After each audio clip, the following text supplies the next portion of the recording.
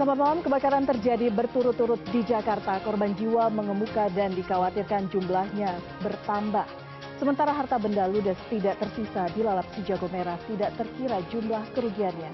Kita semua harus waspada, kebakaran marak di Jakarta. Saya Elvira Karunisa, inilah CNN Indonesia Prime Plus selengkapnya.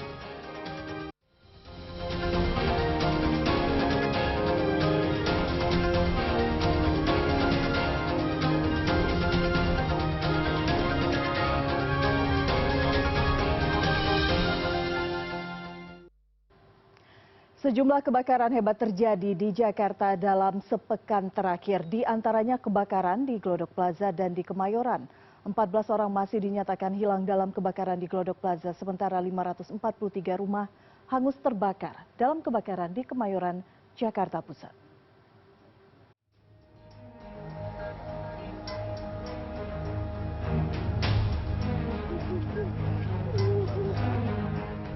Rabu malam 15 Januari 2025, salah satu kawasan perbelanjaan terbesar di Indonesia, Glodok Plaza, terbakar. Api dilaporkan membakar sebagian gedung mulai pukul 21.25 waktu Indonesia Barat. Setelah mendapatkan laporan warga, 20 mobil pemadam kebakaran dan 100 personel dikerahkan ke lokasi. Penyebab pasti kebakaran hingga kini belum diketahui. Namun api dilaporkan pertama kali berasal dari lantai 7 yang merupakan area diskotik. 9 orang berhasil dievakuasi tim damkar dengan selamat. Sementara 14 orang masih dinyatakan hilang dalam peristiwa ini. Evakuasi korban terhambat asap tebal dan reruntuhan puing yang memenuhi lokasi kebakaran gedung Glodok Plaza. Selasa sore, tim gabungan kembali mengirimkan 1 kantong jenazah ke Rumah Sakit Polri Kramat Jati, Jakarta Timur. Ini berarti sudah 9 kantong jenazah diserahkan ke Rumah Sakit Polri. Identifikasi terus dilakukan guna mengungkap identitas korban. Polisi juga masih terus menyelidiki penyebab pasti kebakaran di Glodok Plaza. Menurut Kepala Pusat Data dan Informasi Kapusdatin BPBD Jakarta Muhammad Yohan, kerugian kebakaran Glodok Plaza diperkirakan mencapai 90 miliar rupiah.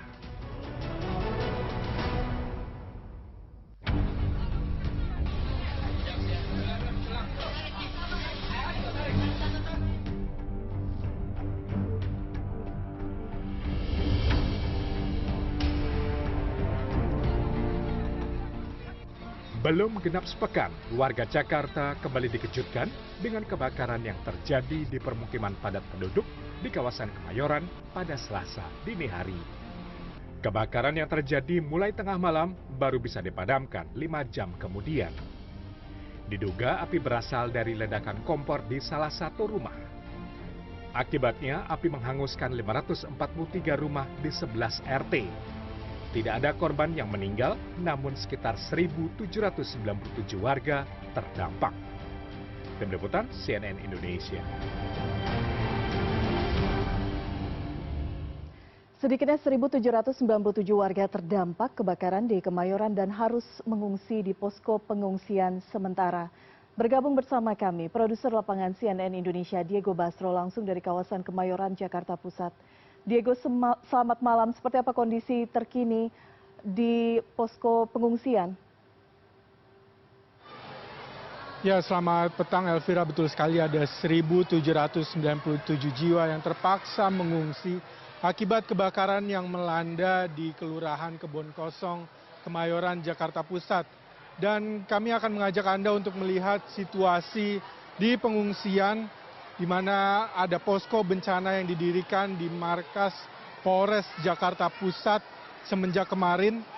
Didirikan posko bencana ini, kita dapat melihat ada pakaian dari bantuan yang disalurkan oleh berbagai pihak, di mana warga mencari pakaian-pakaian layak pakai yang dapat mereka gunakan nantinya, mengingat sebagian besar daripada pengungsi yang ada di tempat ini merupakan pengungsi yang tidak sempat menyelamatkan harta benda mereka dan hanya membawa pakaian yang melekat di tubuh mereka. Oleh karena itu, pakaian menjadi salah satu hal yang paling esensial yang perlu mereka cari untuk mereka berganti pakaian setelah hanya sempat melarikan diri dengan pakaian yang mereka gunakan ketika malam mereka melarikan diri dari kebakaran yang melanda rumah mereka. Dan selain ada bantuan yang disalurkan, ada juga pendampingan psikososial yang diberikan oleh Polres Metro Jakarta Pusat melalui Biro Psikologi SSDM Polres Jakarta Pusat, di mana mereka mencoba untuk memberikan pendampingan psikososial kepada anak-anak pengungsi yang ada di Mapolres Jakarta Pusat ini. Untuk tentunya bagi anak-anak ini cukup sulit ya, kehilangan tempat tinggal mereka, kehilangan kegiatan yang bersama-sama mereka lakukan di area lingkungan mereka, sehingga mereka membutuhkan dampingan psikososial. Kemudian juga ada beberapa mungkin yang mengalami trauma sehingga mereka membutuhkan trauma healing.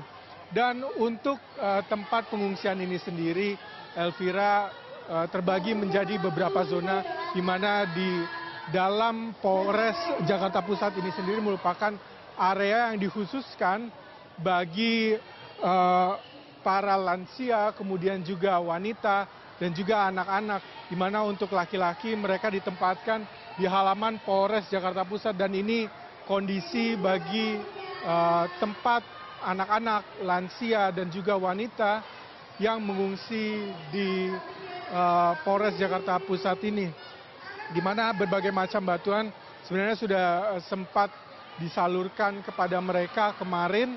Dan sekarang mereka walaupun keadaannya masih belum ideal, mereka sudah cukup nyaman saat ini berada di tempat pengungsian. Dan untuk menggali lebih lanjut seperti apa situasi di pengungsian ini, saya sudah bersama dengan salah satu pengungsi yang akan kita tanya. Selamat petang Ibu, boleh kami tahu namanya siapa Bu? Ibu Tumi. Tumi. Ibu Tumi, kalau boleh berkenan bisa diceritakan sedikit Bu, di malam itu seperti apa Ibu menyelamatkan diri? Ya, namanya orang lagi tidur ya Om, jadi kaget. Udah gitu yang saya bawa anak cucu sama baju yang saya pakai aja, nggak bisa bawa apa-apa. Perasaannya seperti apa Bu, waktu api itu berkobar di tengah pemukiman? Ya rasanya ya takut, gemeteran, udah nggak karu-karuan, campur aduk Om. Iya, jadi saya udah nggak punya tempat tinggal, nggak punya apa-apa lagi sekarang. Jadi nggak ada harta benda yang sempat diselamatkan kemarin ya Bu? Nggak ada, baju aja nggak ada, yang saya bawa cuman baju satu doang. Ini punya kayak gini dari teman-teman, dari pemberian dari tempat ini Om. Bantuan pakaian yang disalurkan, Ibu Tumi sendiri sudah kebagian bantuan tersebut? Kalau di sini kan baju kan yang disalurkan bantuan itu kan di sini kan itu Om. Jadi milih-milih sendiri, ngambil sendiri gitu. Kalau saya kakinya sakit, jadi nggak bisa kemana-mana, sakit. Jadi ya udah, hanya teman-teman sama saudara aja yang ngasih. Gitu Om. Harusnya bantuan pakaian itu bisa dibagikan secara langsung ke orang-orang seperti Ibu ini, Ibu yang lanjut. Nah, kalau ini kan masing-masing ngambilin masing-masing gitu. Jadi yang bisa ngambil banyak ya banyak, yang nggak bisa ngambil ya seperti saya ini. Gitu. Kalau untuk bantuan yang lain seperti apa Bu? Untuk makanan, kemudian tempat tidur, selimut? Kalau untuk bantuan makan seperti selimut itu diantar, dikasih, dibagi, ya cukup lumayan lah gitu, daripada berebut gitu. Ini dibagi-bagi, dianterin gitu Om. Ibu sudah diketahui belum Bu, kira-kira akan tinggal sementara di sini berapa lama? Apa sudah ada tujuan berikutnya Bu? Ya tujuan anak saya sih pengennya kalau udah punya uang sebenarnya mau nyari kos-kosan dulu sementara gitu. Saya kalau lama-lama di sini ya Rasanya gimana, saya cucunya sekolah aja pakaiannya sampai nggak ada sama sekali, Om. Bu, kira-kira harapan Bu Tumi ke depannya seperti apa? Mungkin untuk rumah tinggalnya nanti ke depannya? Ya kira-kira harapannya sih seperti yang dulu bisa punya tempat tinggal lagi yang layak gitu, Om. Tempat tinggalnya gitu. Tapi ini berhubung semuanya nggak punya, ya sementara dulu tinggal di sini dulu, pengungsian dulu. Nanti kalau udah ada uang baru nyari kos-kosan. Ibu, sekali lagi saya turut berduka cita, semoga harapan-harapannya bisa cepat terkabul ya Bu ya. Iya, terima kasih banyak ya Om, atas ininya juga saya juga sama Om ya. Iya, saya menghilangin rasa sedih saya Om. Terima kasih banyak. Tetap sabar dan tabah ya Bu ya. Iya, amin. Terima kasih Bu Tumi atas waktunya. Demikian tadi Elvira perbincangan saya dengan salah satu pengungsi di posko bencana sementara yang didirikan di Mapolres Jakarta Pusat ini. Memang distribusi dari bantuan ini akan menjadi salah satu tantangan terberat, mengingat ada sekitar 1.700 jiwa yang mengungsi baik di dalam Polres maupun di halaman Polres yang dipenuhi oleh pengungsi. Tentunya ini akan menjadi bahan evaluasi dari mereka yang mempunyai otoritas di tempat ini dan juga mereka yang menyalurkan bantuan. Dan tentunya kita berharap nantinya akan ada kejelasan dari pemerintah terkait nasib mereka para pengungsi yang telah kehilangan semua harta bendanya dan rumah tempat tinggal mereka. Semoga ada langkah-langkah konkret yang bisa kita harapkan memenuhi keinginan daripada para pengungsi ini, Elvira. Suara dari Ibu Tumi tadi menjadi salah satu suara dari ribuan warga yang terdampak di sana. Diego, terima kasih. Kita tunggu bagaimana langkah untuk penanganan, bagaimana warga, di mana mereka akan tinggal selanjutnya dari pihak-pihak terkait. Diego langsung dari kawasan Kemayoran, Jakarta. Terima kasih. Kebakaran di permukiman padat di kawasan Kemayoran Gempol Kebon Kosong, Jakarta Pusat pada Selasa dini hari kemarin membuat 1.797 warga kehilangan tempat tinggal. Korban kebakaran kemudian mengungsi di halaman Polres Metro Jakarta Pusat.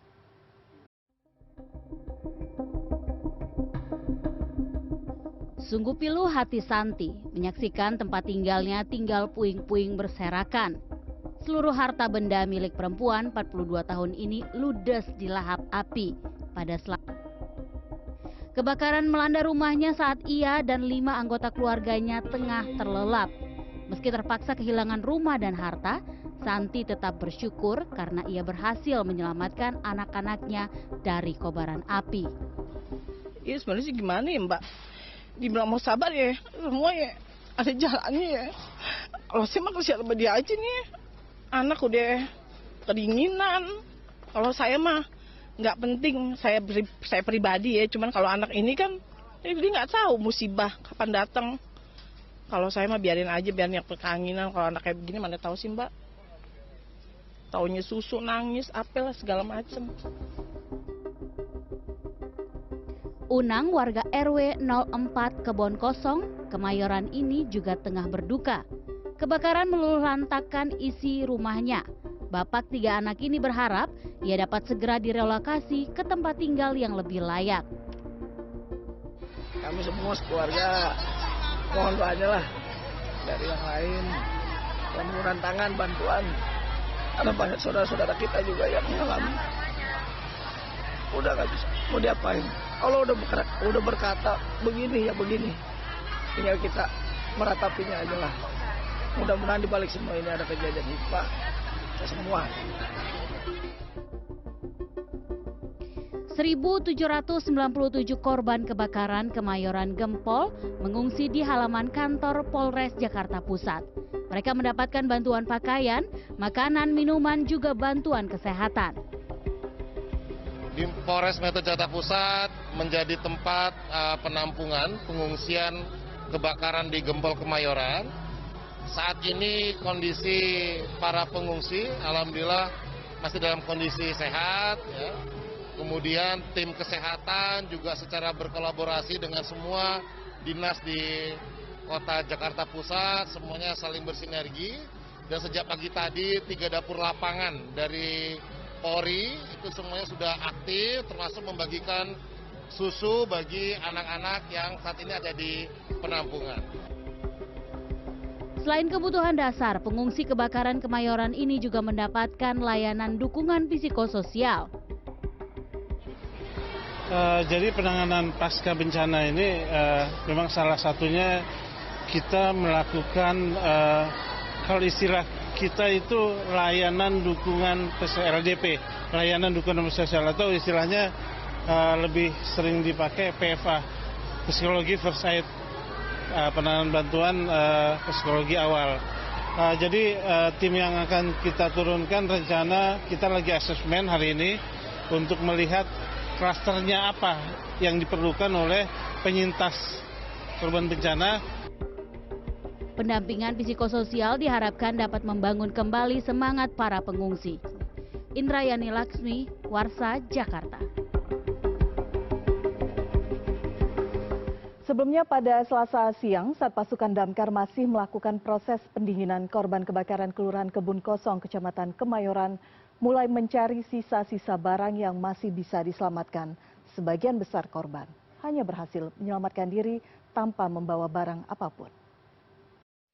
Ya, saat ini saya berada di RT 9, Kelurahan Kebun Kosong, Kecamatan Kemayoran, di mana baru saja terjadi kebakaran tadi pagi, tadi subuh pada sekitar pukul 1.50 dini hari. Dan saat ini saya berada di antara RT 9 dan juga RT 10. Anda bisa melihat di sana masih ada asap, dan RT 10 itu menjadi batas rumah terakhir yang menjadi atau terdampak dari kebakaran yang terjadi pada dini hari tadi. Dan saat ini pemadam kebakaran pun masih melakukan proses pendinginan, namun bisa dilihat di sekitar sini tuh sudah begitu banyak warga yang datang ke sini dan masuk ke wilayah atau bekas kebakaran untuk mencari puing-puing. Dan juga ada warga juga yang di sini.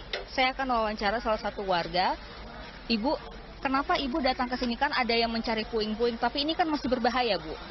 Ya, maksud saya mah ya, ada barang-barang saya yang masih ketinggalan, kirain masih bisa diselamatkan. Tapi ya buktinya, ya beginilah, nggak ada satupun yang bisa diselamatkan. Nggak ada ya, Bu? Ya? Iya. Kejadiannya mah saya kan posisi lagi udah tidur jam 1 malam. Terus menantu saya gedor-gedor, mama ada kebakaran di mana? Pas saya bangun, api itu udah merah, di depan situ udah merah. Jadi saya tuh manggil anak-anak saya yang lagi di atas, suruh pada turun. Nggak usah bawa apa-apa, yang penting kita bisa selamat aja nomor satunya. Jadi udah begitu saya udah nggak bisa ngomong, jalan juga saya udah nggak bisa jalan, udah nggak bisa ngomong apa-apa lah saya. Selain untuk mencari barang yang bisa diselamatkan, para korban juga mengamankan besi dan puing-puing bekas kebakaran yang masih bernilai jual agar tidak dimanfaatkan pihak luar. Kalau nggak kita amanin sendiri, takut keduluan orang. Makanya kita ya barangkali bisa buat meringankan beban sehari-hari, lumayan buat anak-anak cucu gitu. Sebanyak 543 rumah dari 11 RT terbakar dalam peristiwa kebakaran di Kemayoran, Jakarta Pusat ini. Tidak ada korban yang meninggal dunia, namun sekitar 1.797 warga yang terdampak sementara waktu harus mengungsi di Aula Polres Jakarta Pusat dan lokasi tenda darurat lainnya. Gita Miningrum, Probo, Jakarta. Duka korban kebakaran permukiman di Kemayoran, Gempol, Jakarta Pusat mengundang keprihatinan Wakil Presiden Gibran Rakabuming Raka. Selasa siang, Wapres Gibran mengunjungi posko pengungsi dan membagikan mainan kepada anak-anak. Sementara itu, sejumlah warga korban kebakaran sempat emosi saat mendapati beberapa pemuda tidak dikenal masuk ke rumah yang sudah hangus terbakar. Kecurigaan warga bahwa kebakaran disengaja mengemuka.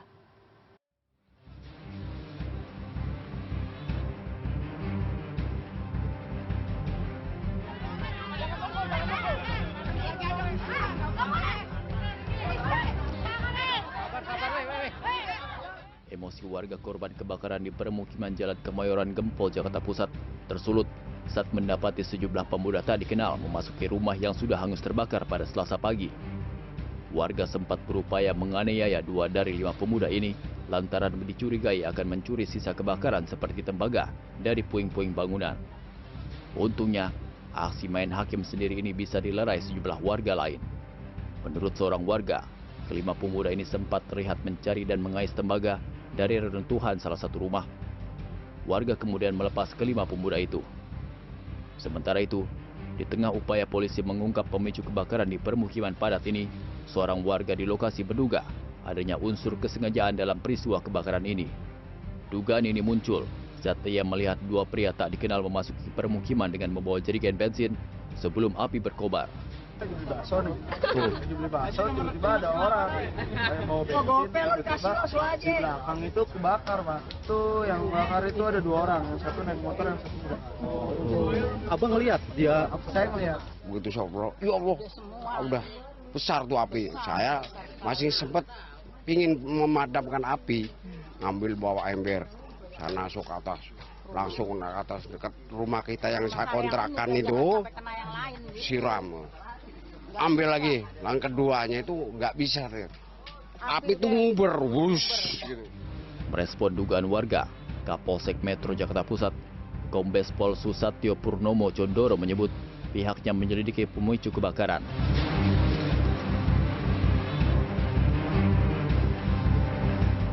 Kebakaran menghanguskan sekitar 543 rumah di 11 rukun tetangga sekaligus ini mengundang perhatian Wakil Presiden Gibran Rakabuming Raka.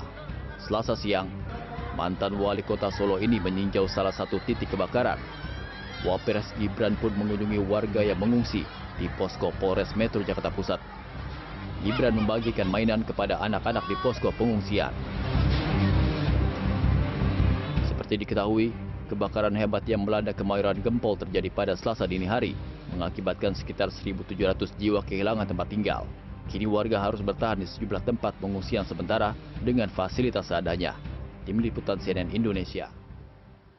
Selain di Kemayoran, Jakarta Pusat, musibah kebakaran juga melanda 2 lokasi lainnya di Jakarta Pusat pada Selasa.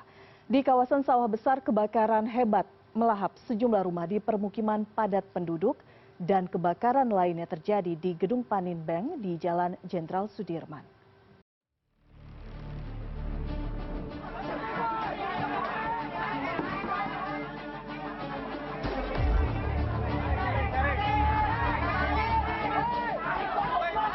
Kepanikan warga terjadi saat kebakaran besar melanda permukiman mereka di Jalan Mangga Besar 13, Kelurahan Mangga 2 Selatan, Sawah Besar, Jakarta Pusat, Selasa sore. Pemadam, gede sekali nih apinya. Ayo anak mudanya. Sejumlah warga berupaya memadamkan api dengan alat seadanya. Dari pantauan udara melalui kamera drone, nampak api yang berkobar hebat. Kencangnya tiupan angin dan kondisi rumah yang didominasi bangunan semi permanen membuat titik api membesar dengan cepat, melahap dan menghanguskan sejumlah rumah warga. Sejumlah warga di lokasi kejadian menuturkan api berkobar setelah adanya suara ledakan dari salah satu rumah warga. Kendati begitu, belum diketahui pasti asal-usul suara ledakan tersebut, apakah ledakan tabung gas atau ada faktor lainnya. Api teriak dari pinggir kali, Pak. Pinggir kali bongkar rasa ada yang meledak, tiba-tiba tuh api gede. Saya buru-buru kebakaran lari. Langsung besar gitu, Pak? Besar gitu, Pak. Mungkin itu ledakan itu dari tahu gas atau apa dah. Bunyinya kencang, Pak? Kencang, benar. Hingga Selasa sore, petugas Sudin Penanggulangan Kebakaran dan Penyelamatan Kota Jakarta Pusat masih berupaya melakukan pemadaman dengan menerjunkan 19 unit mobil damkar. Bakaran guys, Sudirman. Masih dari Jakarta, kebakaran juga melanda ruangan tempat sentral pendingin di Gedung Panin Bank di Jalan Sudirman, Jakarta Pusat, Selasa siang. Kepulan asap hitam yang keluar dari ruangan tersebut membuat panik para pegawai hingga berhamburan menyelamatkan diri keluar gedung. Perwira Piket Pemadam Kebakaran Jakarta Pusat, Ahmad Saiful Kafi menyebut belum diketahui pasti penyebab terjadinya kebakaran. Namun diduga api berasal dari salah satu aktivitas pengelasan yang dilakukan di sekitaran lokasi. Api akhirnya berhasil dipadamkan setelah 4 unit mobil pemadam kebakaran dikerahkan ke lokasi. Tidak ada korban jiwa dalam peristiwa ini. Tim Liputan CNN Indonesia. Duka dirasakan warga korban kebakaran di kawasan Mangga Besar 13 Sawah Besar, Jakarta Pusat Rabu pagi. Selain harus kehilangan tempat tinggal, seluruh barang berharga termasuk dokumen penting hangus tidak tersisa. Habis dan tidak tersisa. Inilah yang bisa menggambarkan pemandangan di permukiman warga RW 04, Jalan Mangga Besar 3, Sawah Besar, Jakarta Pusat, Rabu 22 Januari 2025. 20 bangunan rata dengan tanah usai kebakaran melanda kawasan ini Selasa sore. Duka dirasakan korban kebakaran yang kehilangan tempat tinggal mereka. Bahkan seluruh barang berharga termasuk dokumen hangus terbakar tidak tersisa. Sebagian warga masih berupaya mengais barang-barang di lokasi sambil berharap menemukan ada barang yang bisa diselamatkan. Nggak ada, semuanya ludes. Nggak ada yang tersisa satupun. Surat-surat atau apa? Hilang semuanya. Jadi yang bisa diselamatkan hanya baju satu aja, sana kolon. Pak, saat kejadian Bapak sendiri ada di rumah atau lagi tiduran, pulang dagang tidur. Puluhan kepala keluarga korban kebakaran harus mengungsi di sejumlah lokasi yang telah disiapkan. Bantuan mulai mengalir, mulai dari makanan siap saji, pakaian, hingga perlengkapan bayi. Bantuan alhamdulillah dari makanan siap saji, pakaian selimut, dan buat bayi-bayi, pakaian bayi sudah siap dan sudah disalurkan kloter pertama. Dari pihak kelurahan atau dinas sosial? Dari pihak semua instansi, dari kelurahan semalam sudah mengasih dan dinas sosial, BPBD sudah, instansi pemerintah sudah pada datang dan sudah memberikan bantuan. Kebakaran yang terjadi kemarin membuat panik. Titik api yang berada di gang sempit menyulitkan petugas pemadam kebakaran untuk menjinakkan si jago merah. Api baru bisa dipadamkan 1 jam kemudian setelah 19 mobil pemadam kebakaran dikerahkan ke lokasi. Rizky Ihtiar Yahya, Jakarta. Kasus kebakaran di Jakarta yang berturut-turut memantik keprihatinan kita semua. Prime Plus akan kembali dengan perbincangannya sesaat lagi.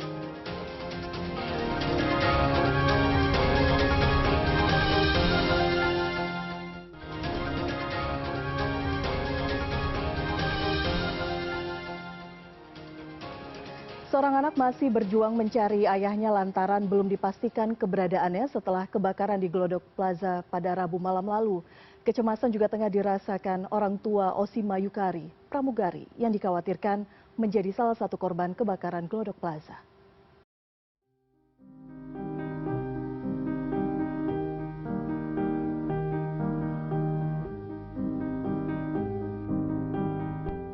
Stanley masih harap-harap cemas dengan nasib sang ayah.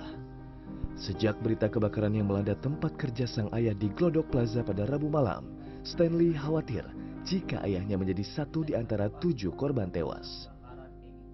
Stanley dan keluarganya pun mendatangi posko di Glodok Plaza pada malam kejadian. Sempat berharap sang ayah menjadi satu di antara 9 orang yang diselamatkan tim damkar, namun sayangnya tak ada sang ayah di sana.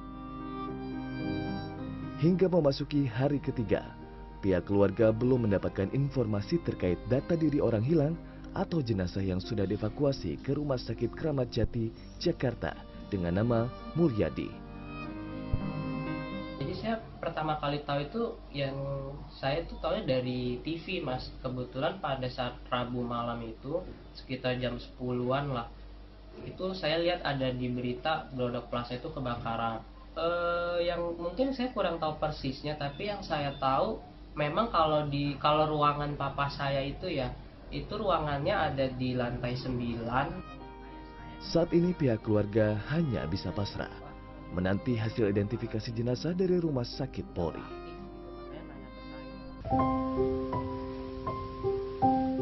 Sejak mengetahui peristiwa kebakaran yang melanda Glodok Plaza pada Rabu malam, orang tua Osima Yukari, Edi Sunarsono, dan Sri Damayanti bertolak dari Desa Wonosari, Kabupaten Kendal menuju Jakarta pada Jumat.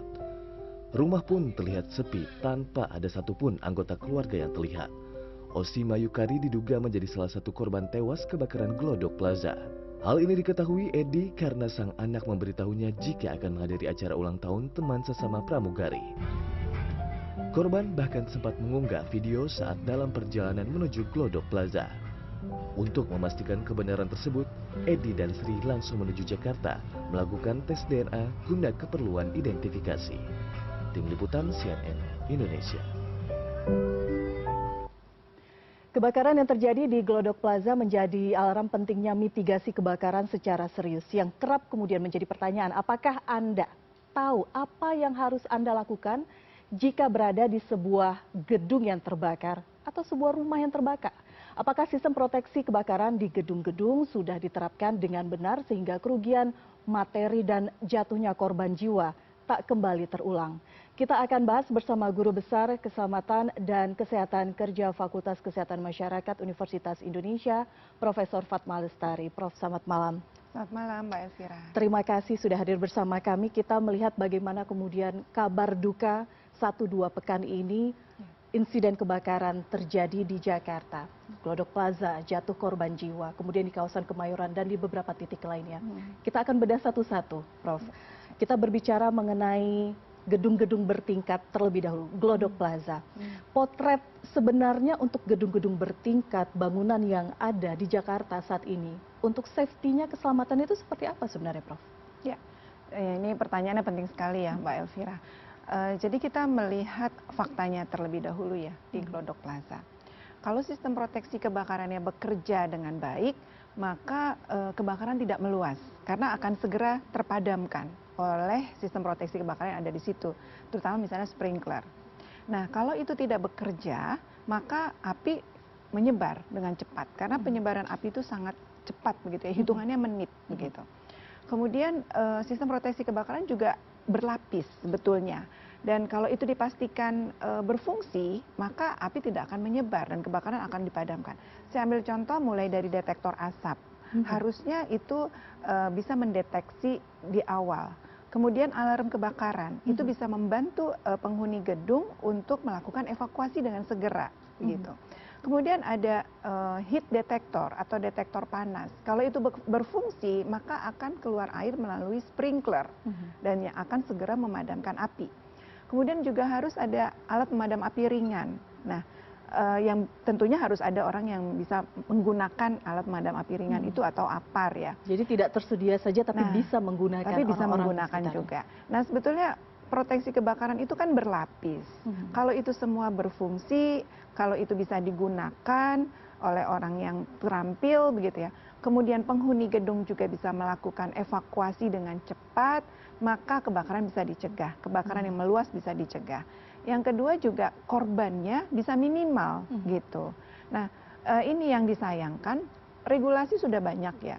Sudah dikeluarkan banyak, mulai dari undang-undang, peraturan menteri, PUPR, Permendagri, pemerintah daerah khusus Jakarta juga sudah mengeluarkan regulasi terkait dengan sistem proteksi kebakaran gedung. Bahwa sebuah gedung harus memiliki manajemen keselamatan kebakaran gedung atau kita singkat sebagai MKKG. Kemudian juga harus menunjuk seorang fire safety manager yang bisa memastikan, yang harus wajib memastikan bahwa sistem proteksi kebakarannya berfungsi dan dapat digunakan sewaktu-waktu begitu. Nah, tapi seringkali antara regulasi dengan kepatuhan di lapangan itu gap gitu. Seringkali menganggap bahwa keselamatan kebakaran ini belum prioritas. Tapi sekarang kita lihat kalau Mbak Elvira, kita prihatin sekali ya terhadap keluarga korban. Ketika nyawa melayang, barulah kita sadar betapa pentingnya keselamatan kebakaran. Dan padahal kebakaran itu kan sesuatu yang bisa dicegah ya. Baik, Prof. Berbicara mengenai keluarga korban, Prof sudah bergabung juga bersama kita saat ini Mas Stanley, putra dari Bapak Mulyadi yang diduga menjadi korban, salah satu korban kebakaran di gedung Glodok Plaza. Mas Stanley, selamat malam. Iya, selamat malam, Mbak. Mas Stanley, sebelumnya kami turut bersimpati dan berharap ada kabar begitu ya mengenai ayah dari Mas Stanley sendiri. hingga per hari ini, Rabu, apakah sudah ada informasi atau kabar apapun terkait keberadaan sang ayah? Kalau untuk keberadaan sampai malam ini saya masih belum dapat kabar, Mbak. Sebelumnya dari pihak keluarga Mas Stanley dan keluarga sudah mendatangi posko antemortem? Iya, waktu hari Jumat yang lalu saya bersama dengan adik, mama, dan kakak papa saya itu sudah mendatangi Rumah Sakit Polri untuk melengkapi identitas dari keluarga dan juga untuk papa saya begitu, Mbak. Baik, prosesnya apa saja waktu itu yang diminta oleh tim DVI? Pada saat saya datang ke Rumah Sakit Polri di pos antemortem itu saya menunggu giliran untuk di sana, kemudian saya diinterview, ditanyai ciri-ciri fisik, kemudian papa berangkat pada pukul berapa, memakai baju apa, kemudian juga saya sudah diambil sampel air liur di sana begitu, Mbak. Baik. Pak Mulyadi sendiri bekerja sebagai kepala sound system ya Mas ya di tempat karaoke di lantai 9 Glodok Plaza. Boleh diceritakan bagaimana awal mulanya keluarga mengetahui terjadinya insiden kebakaran ini, Mas Stanley?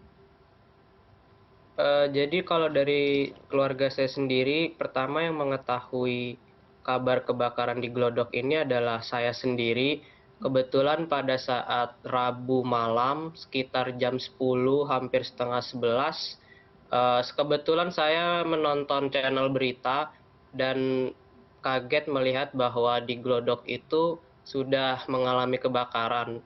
Setelah saya menonton berita tersebut, lalu tidak lama kemudian saya menghubungi papa saya, namun ternyata WhatsApp-nya sudah tidak aktif.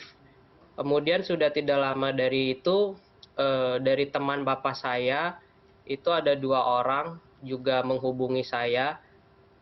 Yang pertama itu ada teman papa saya yang sudah tidak bekerja di sana, itu ada Pak Novi menghubungi saya, kemudian juga ada wakil dari papa saya yang sampai saat ini masih bekerja bersama, yaitu ada Pak Bayu, itu menghubungi saya juga, karena mereka berdua menghubungi papa saya pun sama, yaitu handphone papa saya sudah tidak aktif begitu, Mbak.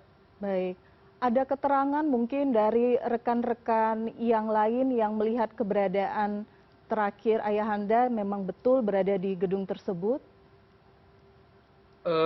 Berdasarkan informasi, pada saat Kamis saya mengunjungi langsung lokasi untuk mencari informasi di pos pengaduan di Glodok Plaza.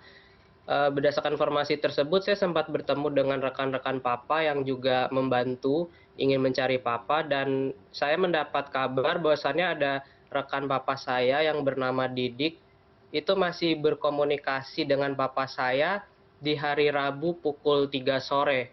Begitu, Mbak. Berarti komunikasi terakhir dengan salah satu rekan ayah Mas Stanley pada saat di sore hari. Bisa diceritakan posisi ataupun lokasi tempat bekerja di Glodok Plaza di lantai berapa dan ruangannya seperti apa? Mungkin Mas Stanley pernah mengunjungi tempat ayahanda bekerja? Kalau yang saya tahu, kalau untuk ruangan papa saya sendiri itu ada di lantai 9, dan sebelumnya memang saya tidak tahu persis ya ruangan papa saya itu seperti apa. Karena terakhir kali saya mengunjungi tempat tersebut pada saat saya masih kecil sekali. Namun setelah saya mengobrol dengan rekan papa saya juga, ternyata ruangan papa saya itu ada di lantai 9 dan jaraknya tidak terlalu jauh dengan diskotik yang ada di lantai tersebut, Mbak. Diskotik kosong yang sudah tidak beroperasi, yang juga saya ketahui bahwa api itu mulanya berasal dari tempat tersebut. Tetapi sekali lagi perlu saya sampaikan, saya tidak mengetahui posisi persis papa saya.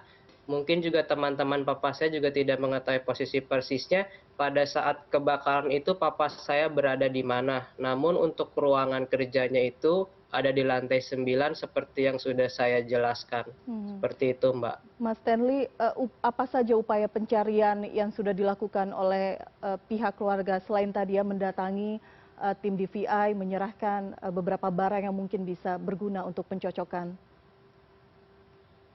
Kalau untuk dari keluarga sendiri sih mungkin pada saat hari Kamis ya Mbak, ketika pas Rabu malam itu menghubungi papa saya sudah tidak aktif, kemudian kami pada Kamis paginya itu langsung berangkat ke lokasi. Kami kira mungkin kita bisa dapat informasi atau mungkin kita bisa mencari ke dalam, namun ternyata masih belum bisa memasuki gedungnya. Dan mungkin pada saat Kamis itu kami hanya mendatangi pos pengaduan saja, dan sehingga papa saya termasuk dalam daftar orang yang hilang ya, seperti itu Mbak. Baik, jadi masih dalam daftar orang yang hilang, masih pencarian. Mas Stanley, saya saat ini juga bersama dengan salah satu narasumber lainnya sudah bergabung bersama kami, Bapak Budi Haryono, Kepala Bidang Pencegahan Kebakaran, Dinas Penanggulangan Kebakaran dan Penyelamatan Provinsi DKI Jakarta. Mungkin ada yang ingin Mas sampaikan kepada Pak Budi yang sudah hadir bersama kita juga malam hari ini.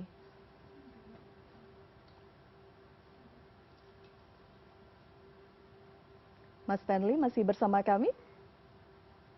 Iya, Mbak. Baik. Mungkin kalau yang mau saya sampaikan sih mungkin harapan dan juga kekhawatiran ya Mbak. Jadi kan yang saya ketahui dari total daftar orang yang hilang tersebut itu juga sudah ada beberapa kantung jenazah yang sudah tiba di Rumah Sakit Polri, dan sampai saat ini juga masih belum keluar gitu hasil identifikasinya, itu namanya siapa-siapa aja. Dan juga di satu sisi lainnya masih ada proses pencarian. Jadi yang saya khawatirkan adalah papa saya tidak termasuk ke dalam jenazah yang sudah ada di Rumah Sakit Polri, dan juga nantinya mungkin saya juga tidak mau bahwa papa saya juga belum ditemukan gitu, seperti itu. Jadi yang saya khawatirkan adalah proses pencarian kan pastinya nanti suatu saat akan ditutup dan papa saya masih belum ditemukan, seperti itu sih Mbak. Baik, mungkin sedikit Pak Budi menjawab tadi harapan dari Mas Stanley. Ya baik, terima kasih Mbak Evira. Jadi mudah-mudahan Mas Stanley upaya yang kami lakukan kerjasama juga dengan dari kepolisian, BPBD, informasi terakhir memang kita di bawah polisi, di bawah koordinasi kepolisian, karena memang sudah dalam penyelidikan, jadi sifatnya dari pihak kami Dinas Gulkarmat supporting sampai nanti kemudian dari pihak polisi menyatakan bahwa memang ada batas waktu tertentu kan harus bisa kapan selesainya gitu. Tapi mudah-mudahan Mas Stanley bisa, harapan kami karena bisa jadi kemungkinan kita tidak tahu apakah di jenazah itu, di kantong jenazah mungkin bisa terjadi nanti dari DNA ya, bisa ternyata ada satu atau dua orang dalam satu kantong itu gitu. Mudah-mudahan segera, harapan kami tentunya keluarga Stanley bisa paling tidak jenazah orang tuanya bisa diketemukan, demikian. Baik, terima kasih Pak Budi. Mas Stanley, terima kasih sekali lagi. Kami turut bersimpati apa yang terjadi, musibah ini. Kita harapkan ada informasi, ada kabar, proses identifikasi bisa berjalan dengan lancar dan bisa diketahui bagaimana kabar dari orang tua Mas Stanley. Terima kasih sekali lagi sudah berbincang bersama kami di Prime Plus. Selamat malam. Terima kasih Mbak. Baik, saya ke Pak Budi lagi. Pak Budi, jadi tadi kita sudah berbincang mengenai kondisi gedung-gedung di Jakarta. Faktanya adalah regulasi sudah ada, tapi kemudian memang tidak bisa diabaikan. Prakteknya itu kemudian ya Ibu ya, masih kita pertanyakan. Tapi kita berbicara mengenai kebakaran yang terjadi di Glodok Plaza.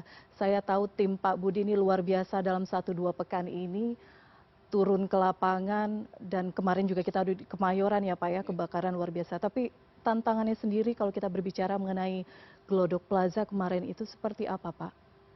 Ya baik, jadi perlu kami sampaikan, kebetulan saya Kepala Bidang Pencegahan, tugas kami salah satunya itu memeriksa bangunan gedung dari ada 4 aspek yang kita periksa. Yang pertama sarana penyelamatan jiwanya, kemudian yang kedua proses kebakaran baik aktif maupun pasif, kemudian yang ketiga akses pemadam kebakaran baik untuk mobilnya maupun personilnya. Dan yang keempat tidak kalah penting MKKG, manajemen keselamatan kebakaran gedung. Nah untuk Glodok Plaza perlu saya sampaikan bahwa memang dari itu kebetulan ranahnya Sudin Bu Pak Polres Patma, karena memang dia 8 lantai ke bawah. Karena kalau di kami itu yang ke atas 8 lantai ke atas itu dominannya bidang pencegahan gitu.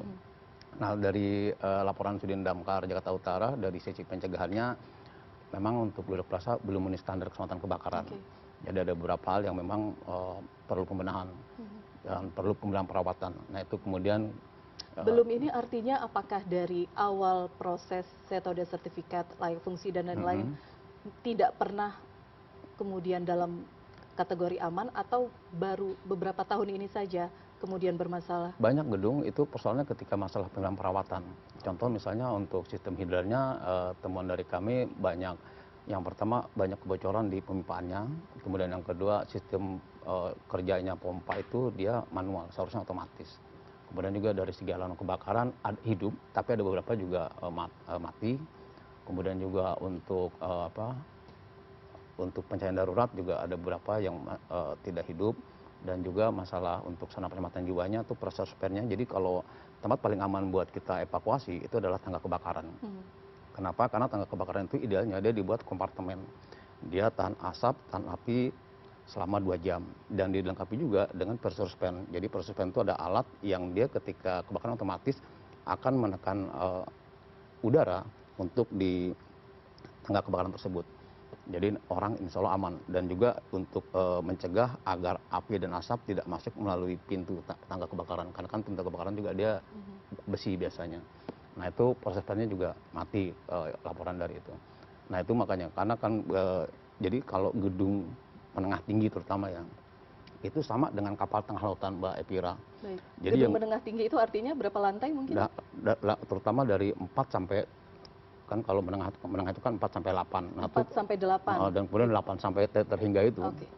Nah dia pemberlakuannya sama dengan kapal tengah lautan yang bisa memadamkan dan yang bisa menyelamatkan itu adalah orang di gedung itu. Dan itu bisa dilakukan kalau tadi itu sarana penyelamatan jiwanya berfungsi dengan baik, kemudian juga SDM-nya, MKKG-nya ada, dan kemudian juga ada sistem siapa berbuat apa. Karena seringkali kalau tidak ada MKKG-nya itu fokusnya orang kalau kebakaran madamin. Tidak terpikir misalnya menghubungi pemadam kebakaran, tidak terpikir misalnya menyiapkan untuk evakuasi, tidak terpikir misalnya untuk siapa yang ada celaka ada regu P3K-nya gitu. Nah itu yang kami lakukan, makanya tadi ada 4 hal tersebut untuk memenuhi standar bahwa gedung itu memenuhi standar keselamatan kebakaran. Demikian Mbak. Baik. Nah untuk di Glodok Plaza sendiri Pak, waktu itu kita sempat membaca bahwa sempat harusnya diperingatkan begitu ya Pak tahun 2023, tapi kemudian ternyata tidak dibenahi. Kita ingin konfirmasi mengenai itu. Ya seperti itu. Jadi itu sebenarnya kalau di kita tuh ada ketika dia tidak memenuhi syarat itu namanya kemudian dia disuruh membuat pernyataan bahwa gedung ini kapan dia bisa menyelesaikan kewajiban pembenahan perawatan itu. Nah itu bentuknya SP1 namanya. Jadi dia ada kewajiban dia membuat pernyataan dan dia menyatakan kapan dia sanggup. Karena memang untuk pembenahan perbaikan sangat tergantung juga izin prop tingkat kesulitan. Contoh misalnya ketika sistem hidrannya pipanya itu tadi banyak yang bocor, kemudian di dalam tanah, kemudian di plumbing di tembok segala macam. Tentunya itu cukup lama juga tingkat itunya. Nah makanya kapan dia bisa kewajiban untuk misalkan itu. Dan kemudian nanti idealnya itu nanti ada SP2. SP2 itu apa? Jadi biasanya ketika gedung itu tidak bisa memenuhi kewajibannya, kita lakukan SP2 dari pihak Damkar datang dengan membuat stiker. Tulisannya bangunan ini tidak memenuhi standar keselamatan kebakaran gedung. Dan kita tidak sendirian, kita biasanya didampingi oleh Korwas PPNS dari Polda Metro Jaya, kita juga didampingi oleh dari pihak teritorial, dari Satpol PP, Camat, Lurah, dan juga mengundang media. Nah itu memang banyak gedung yang kemudian tidak sampai terapit, karena ketika SP1 pun perbaikan nameng nih untuk Glodok ya terutama ya, itu informasi terakhir sih memang dia belum memenuhi kewajiban itu untuk masalah itu. Dan kita memang rencananya gedung-gedung seperti itu memang harusnya memang pembinaan dan juga penindakan dilanjutkan dengan tadi pembinaan SP1 maupun SP2. Oke. Saya tertarik Pak Budi mengatakan idealnya setelah SP1 ada SP2. Apa kemudian yang membuat ini menjadi tidak ideal sehingga prosesnya tidak lanjut ke SP2? Kalau tidak idealnya, karena memang biasanya kan bagi apa ya, gedung itu kadang-kadang dia itikatnya kan ada beberapa, contoh gini Mbak, di berita acara itu pasti contoh misalnya untuk ini perbaikan hidran, alarm, nah dia pasti ada prioritas dulu gitu kan, mana yang bisa mereka lakukan gitu. Nah sepanjang ada itikat itu ya kita lakukan pembinaan. Tapi memang tetap ada batas waktu untuk melaksanakan sampai kapan dia sanggup melaksanakan itu. Karena bagaimanapun ketika gedung itu tetap berfungsi, akan jadi persoalan ketika gedung itu tidak memenuhi standar keselamatan, terutama kalau untuk masalah sarana penyelamatan jiwanya gitu. Seperti itu mungkin. Oke, ada itikat baik Ya, setidaknya itikat seperti baik dari itu. gedung Tapi itu apakah untuk itu cukup perbaikan. itikat baik, Prof? Ya, tentunya kalau itikat baik tidak cukup ya. Tidak cukup. Perlu komitmen dan aksi yang nyata, karena ini taruhannya nyawa gitu. Dan ketika nyawa sudah melayang kan tidak ada gantinya. Seharusnya itu menjadi prioritas, tapi ini seringkali tidak menjadi prioritas gitu. Jadi menurut saya komitmennya harus kuat gitu ya, dan menjadi prioritas utama. Jangan ditunda, bahkan sehari pun jangan gitu ya Pak Budi ya. Kalau ada kerusakan, kalau ada fungsi yang rusak dari sistem proteksi kebakaran, itu yang harus ada di perspektif kita adalah ini taruhannya nyawa. Jadi harus menjadi prioritas utama. Oke, berbicara mengenai skala prioritas karena tadi sudah ada itikat, itu apa sebenarnya? Misalnya sistem hidrannya atau sistem apanya? Apakah ada skala prioritas tertentu atau memang semua itu paket lengkap wajib semua? Semuanya paket lengkap Mbak. Iya, harus ada detektornya yang memperingatkan penghuni ketika terjadi kebakaran. Harus ada deteksi panasnya, harus ada sprinklernya, hidrannya juga harus berfungsi. Itu satu paket. Sarana penyelamatan jiwanya, jalur evakuasi. Karena kalau sudah terjadi kebakaran, berarti kan tidak berfungsi semua tuh tadi ya, berlapisnya tadi. Orang juga tidak bisa menyelamatkan sehingga korban juga menjadi banyak. Jadi menurut saya satu paket itu harus berfungsi. Dan tidak ada kata delay. Nggak boleh di-delay. Meskipun cuma 1 hari, Prof? Meskipun cuma 1 hari. Kalau berbicara secara keseluruhan Pak, dari berapa ratus gedung di Jakarta ini, ada berapa yang terdata kemudian memang tidak memenuhi standar? Di data kami cukup banyak di gedung tinggi di Jakarta itu ada sekitar 1.200 gedung tinggi, kemudian yang memenuhi standarnya itu ada sekitar 850-an, yang tidak memenuhi itu sekitar 335 lah yang agak cukup lumayan PR kami. Dan tapi catatan kami gini Prof, tidak berarti bahwa tidak memenuhi syarat itu artinya semuanya bermasalah. Seringkali itu ketika misalnya kita temukan bahwa pompanya nih dia harusnya kan idealnya dia otomatis, nah ini manual.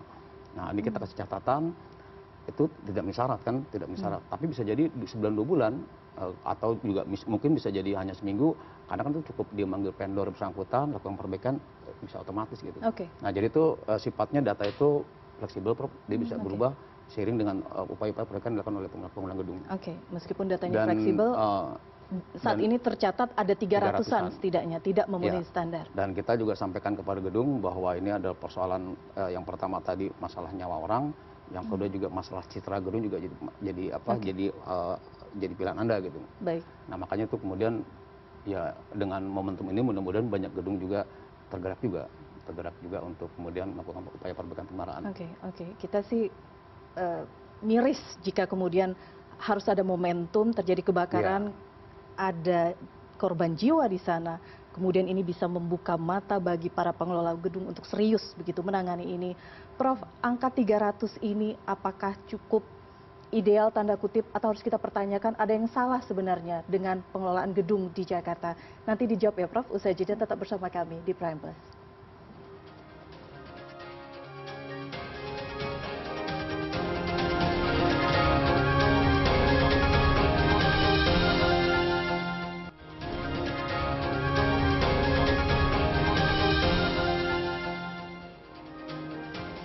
Dua kantong jenazah korban kebakaran Glodok Plaza kembali diterima Rumah Sakit Polri Kramat Jati Rabu sore. Total kini sudah 11 kantong jenazah yang diserahkan ke Rumah Sakit Polri Kramat Jati. Dan sudah bergabung bersama kami Arief Kurniawan di Rumah Sakit Polri Jakarta.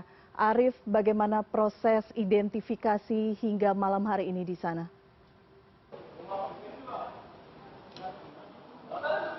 Ya, selamat malam Elvira. Betul sekali memang sampai dengan hari ini dari Rumah Sakit Polri, terutama tim DVI, itu masih terus berupaya untuk melakukan proses identifikasi. Dan kini total sudah ada 11 kantong jenazah yang diterima Rumah Sakit Polri, yang 11 tersebut adalah korban kebakaran dari Glodok Plaza. Dan tadi 2 kantong tambahan tiba di instalasi forensik kedokteran Rumah Sakit Polri pada pukul 18:16. Dan tadi satu persatu kantong jenazah tersebut dimasukkan ke instalasi forensik untuk ditindaklanjuti lebih lanjut. Dan memang dari 11 kantong jenazah yang sudah diterima oleh Rumah Sakit Polri, ini proses identifikasi terus berlangsung dan memang tidak bisa berlangsung dengan cepat mengingat kondisi jasad atau jenazah yang ditemukan itu mayoritas sudah dalam kondisi tulang belulang ataupun body part yang sudah tidak utuh. Sehingga untuk bisa melakukan profiling atau identifikasi ini tidak bisa semudah jika jasad atau jenazah dalam kondisi utuh. Dan tadi keterangan dari Kombes Pol Heri Widiatmoko, ini dia Kepala Bidang Pelayanan dan juga Kedokteran Rumah Sakit Polri Kramat Jati, mengatakan sampai dengan per hari ini itu dari tim DVI sudah menerima 14 data antemortem dari pihak warga, dan 14 data antemortem tersebut terdiri dari 19 sampel, dan data antemortem tersebut sampai dengan hari ini belum ada lagi penambahan dan sepertinya tidak akan ada lagi penambahan karena memang sudah mencakup 14 nama korban yang hilang pada saat peristiwa kebakaran terjadi. Dan sementara untuk data postmortem atau data dari hasil otopsi jenazah sampai dengan Selasa pagi tadi, itu dari tim DVI sudah mendapatkan sebanyak 22 data postmortem di mana mayoritas itu adalah tes DNA. Karena memang mengingat kondisi jenazah sudah tidak utuh lagi dan dengan kondisi yang tulang belulang itu memang dirasa sulit untuk melakukan proses identifikasi. Dan untuk proses pencocokan itu masih terus berjalan, namun memang tidak bisa berjalan dengan cepat. Dan dari DVI Polri juga masih menunggu data terutama rekam gigi dari Balai Kesehatan Penerbangan karena memang diduga ada 6 orang kru maskapai penerbangan yang turut menjadi korban dalam peristiwa kebakaran Glodok Plaza. Dan sampai dengan hari ini itu dari pihak tim DVI Polri, tadi keterangan dari Kombes Pol Heri Widiatmoko dari Balai Kesehatan Penerbangan itu belum memberikan rekam gigi kepada pihak tim DVI. Dan kemungkinan masih terus menunggu. Dan memang untuk sejauh ini proses pendeskripsian identifikasi jenazah itu sejauh ini baru ada 2 jenazah yang bisa diidentifikasi, maksud saya dideskripsikan, dan 2 deskripsi tersebut adalah wanita dewasa muda, hanya sebatas itu, belum mencakup atau meliputi nama ataupun siapa untuk profiling identifikasi secara akurat dan juga secara tepat, hanya disebutkan 2 wanita dewasa muda, dan tentunya ini masih menjadi tantangan dan juga PR tersendiri. Dan kita terus memantau proses identifikasi ini dan semoga dalam waktu dekat atau tidak lama lagi proses identifikasi dari pihak tim DVI bisa merilis secara resmi nama-nama dari jenazah yang sudah ditemukan dan sudah dikirimkan ke tim DVI Rumah Sakit Polri. Elvira. Arif, singkat saja, apakah masih ada keluarga yang berada di sekitar Rumah Sakit Polri menanti menunggu informasi apapun itu dari tim DVI? Ya, Elvira, pantauan dari kami di sini sejak siang tadi, ini kebetulan kan kita berada di instalasi forensik, sementara untuk posko DVI itu berada di gedung seberangnya. Tapi dari pantauan kami dari siang hari tadi sampai dengan malam hari ini itu tidak ada atau belum ada lagi keluarga yang datang mencoba untuk memantau ataupun menanyakan, karena posisinya ini sudah 8 hari kejadian setelah peristiwa kebakaran. Jadi data antemortem juga sudah semuanya diserahkan dan diduga kuat kemungkinan mereka tinggal menunggu kabar hasil kerja dari tim DVI Rumah Sakit Polri untuk menerima kepastian nama-nama, identifikasi dan juga sisa jenazah yang nantinya akan bisa dimakamkan secara layak. Jadi hingga malam hari ini dari pantauan kami belum ada lagi pihak keluarga yang datang ke Rumah Sakit Polri. Elvira. Baik, Arif Mewan, terima kasih update Anda langsung dari Rumah Sakit Polri Kramat Jati. Baik, kita lanjutkan diskusi pada malam hari ini. Saya kembali ke Prof, tadi pertanyaan saya sempat terputus. Datanya ternyata ada 300-an gedung di Jakarta yang tidak ideal. Ini angka yang cukup fantastis atau seperti apa? Ya, Harusnya memang idealnya itu tidak boleh ada satupun gedung yang digunakan atau dihuni oleh manusia, kemudian sistem proteksi kebakarannya tidak memenuhi. Nah, harusnya memang tidak ada satupun gedung. Nah, ketika kalau misalnya kita menemukan ada yang tidak standar, ya mau nggak mau tidak boleh digunakan gitu. Itu mau nggak mau. Kelihatannya kayak kejam gitu ya Mbak Elvira, Pak Budi ya. Tapi sesungguhnya kita menyelamatkan banyak jiwa. Kalau kita ubah perspektifnya, ketika misalnya terjadi kebakaran, kemudian ada nyawa, karena taruhannya nyawa tadi saya sampaikan, ada nyawa yang melayang, kan nggak bisa tergantikan. Nah, lebih baik kita kejam di awal, seolah-olah kayak kejam, padahal sebenarnya bukan kejam. Tujuan kita melindungi jiwa. Seolah-olah kita kejam di awal, tapi sebetulnya di balik itu kita melindungi banyak nyawa. Begitu. Baik, dan ini kan sebenarnya auditnya dilakukan secara rutin ya. Seperti apa sistem audit untuk gedung-gedung ini sendiri, untuk faktor keselamatan ini? Jadi sebetulnya upaya yang bisa dilakukan untuk memastikan adalah bisa melakukan juga inspeksi. Inspeksi itu bisa dilakukan inisiatifnya dari pengelola gedung. Ya, inspeksi itu memberikan kesempatan bagi kita untuk mengetahui area mana yang perlu perbaikan. Baik, inisiatif atau kewajiban? Harusnya menjadi kewajiban. Kewajiban. Karena ini nyawa, jiwa manusia. Gitu. Oke, baik. Dan itu harus dilakukan secara rutin, sehingga ketika ada yang rusak atau ada yang harus diperbaiki bisa diketahui dengan segera. Begitu. Definisi rutin itu, Prof? Apakah dilakukan? Nah, saya ambil contoh ya, bisa seminggu sekali. Misalnya yang paling mudah nih, public announcement atau sistem pengumuman bersama ya, sistem public pengumuman di gedung itu kan bisa anytime kita cek gitu ya. Misalnya gedung bisa saja menginformasikan katakanlah waktu istirahat gitu, atau pengujian alarm supaya memastikan bahwa public announcement itu bekerja. Itu anytime bisa dilakukan ya. Kemudian yang kedua, detektor asap itu juga mudah. Alarm itu juga mudah, anytime dilakukan. Banyak sekali gedung-gedung yang melakukan upaya seperti itu, inisiatif seperti itu. Seminggu sekali dilakukan. Kalau mau lebih sering lebih bagus, karena kita harus memastikan bahwa sistem itu bekerja anytime. Kemudian hal lainnya misalnya dari pompa pemadam kebakaran. Itu kita bisa ketahui ya dari performance-nya, hidran segala macam. Itu kan bisa kita ketahui dengan kalau memang pengelola gedungnya komit, itu bisa kita uji setiap saat juga. Tapi anyway, setiap saat kita harus memastikan bahwa seluruh sistem proteksi kebakaran itu siap untuk berfungsi. Jadi selayaknya tidak ada satu gedung pun yang tidak memiliki sistem mitigasi kebakarannya, itu memang harus dijaga sejak awal dan pemeliharaannya begitu ya Prof? Kalau di situ kan ada manusia, kalau ada manusia. Oke, jadi nasib 300-an gedung ini seperti apa Pak? Sudah diperingatkan dan seperti apa? Meskipun tadi Anda sampaikan, Pak Budi sampaikan, ini datanya masih sangat fleksibel. Jadi gini Mbak Elvira, dari Pergub 143 ya, jadi itu amanatnya kan bahwa yang pertama gedung itu dia harus ada struktur organisasinya, struktur organisasi MKKG namanya. Jadi itu jelas siapa pimpinannya dan siapa buat apa. Apakah dia misalnya di bagian untuk penanggulangan kebakaran atau di evakuasi atau di P3 dan lainnya. Kemudian setelah itu juga dia ada namanya membuat RTDK, rencana tindakan darurat kebakaran di gedung itu. Jadi dia membuat semacam kayak kalau kejadian ini nanti seperti ini ruginya tugas ini ke bagian apa, kemudian sebagai ini peran sebagai apa. Nah itu ada namanya rencana tindakan darurat kebakaran. Dan kemudian benar dikatakan oleh Profesor Fatma bahwa penting bahwa gedung itu memang kewajibannya dia melakukan pengujian internal. Di samping itu juga dari kami kita juga datang berkunjung untuk memastikan bahwa semua sarana proteksi kebakaran yang terpasang ada dan berfungsi. Kadang-kadang kan juga ada tapi nggak berfungsi.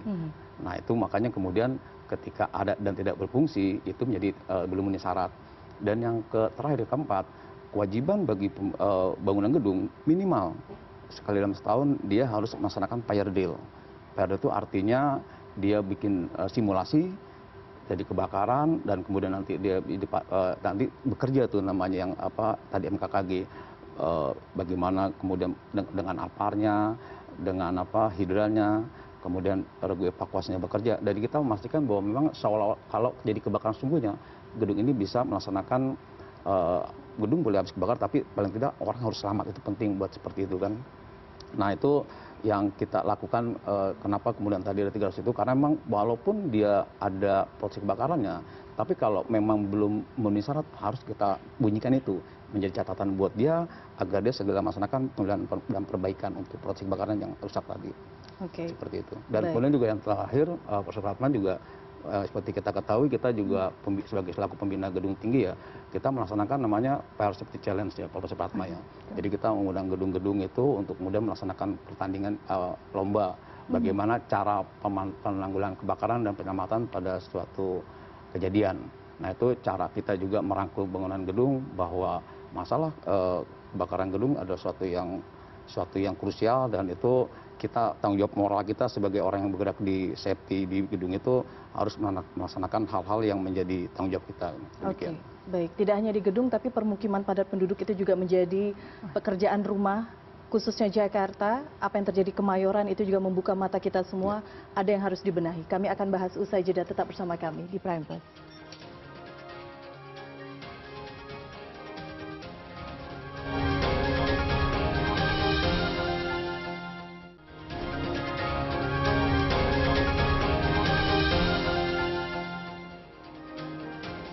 Dua kantong jenazah korban kebakaran Glodok Plaza kembali diterima Rumah Sakit Polri Kramat Jati Rabu sore. Total kini sudah 11 kantong jenazah yang diserahkan ke Rumah Sakit Polri Kramat Jati.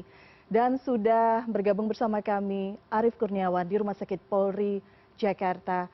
Arief, bagaimana proses identifikasi hingga malam hari ini di sana?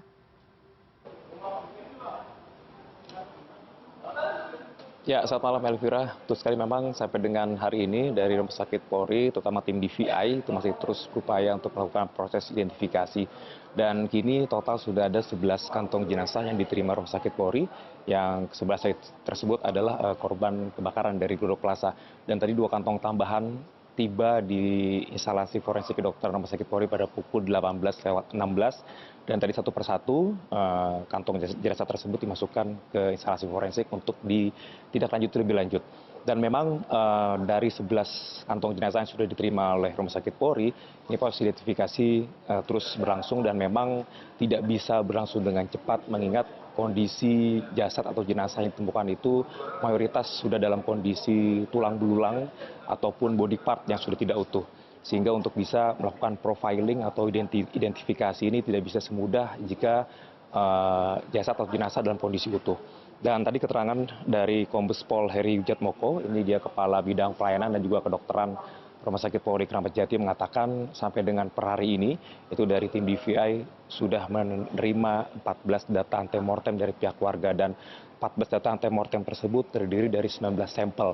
Dan data antemortem tersebut sampai dengan hari ini belum ada lagi penambahan, dan sepertinya tidak akan ada lagi penambahan karena memang sudah mencakup 14 nama korban yang hilang pada saat peristiwa kebakaran terjadi.